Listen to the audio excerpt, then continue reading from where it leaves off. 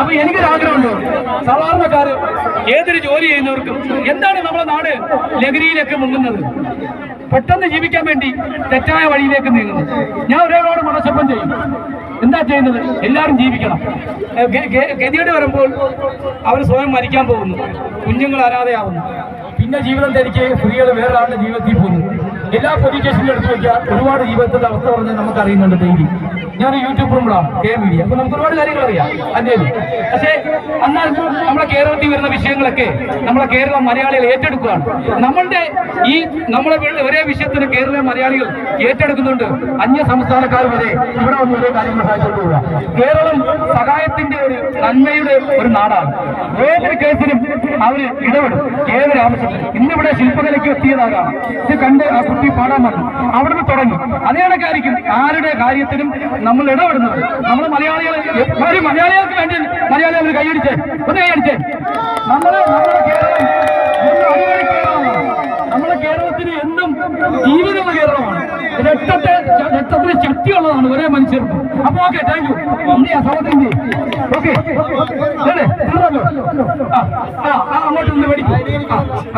അത് കുഴപ്പമില്ല, തീർത്തില്ല. ഇനി മൂന്നെണ്ണങ്ങളുണ്ട്. ഇനി മൂന്നെണ്ണങ്ങളുണ്ട്. അത് വിളിക്കാം ഇല്ലേ?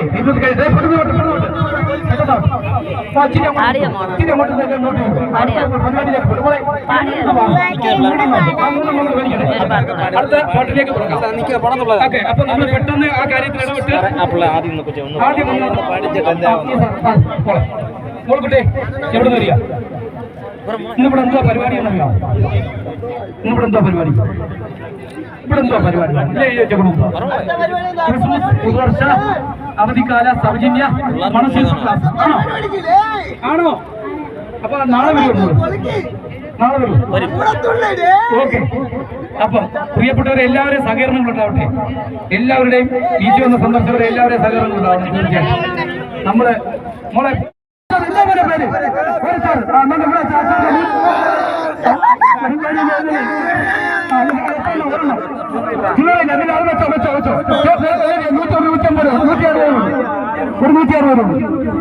ആ സഹോദരിയെ സഹായിക്കുന്നു.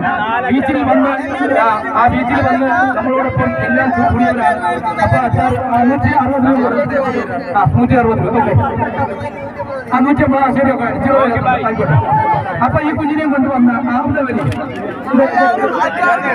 അച്ചാർ തീർത്തു കൊടുത്ത് എല്ലാവരും സഹകരിച്ചു. നമ്മുടെ കേരളത്തിലെ നമുക്കൊക്കെ എപ്പോഴും വലിയ വീഴ്ചകൾ വരാം. 25 വർഷമായിട്ട് ചെയ്യുന്നു.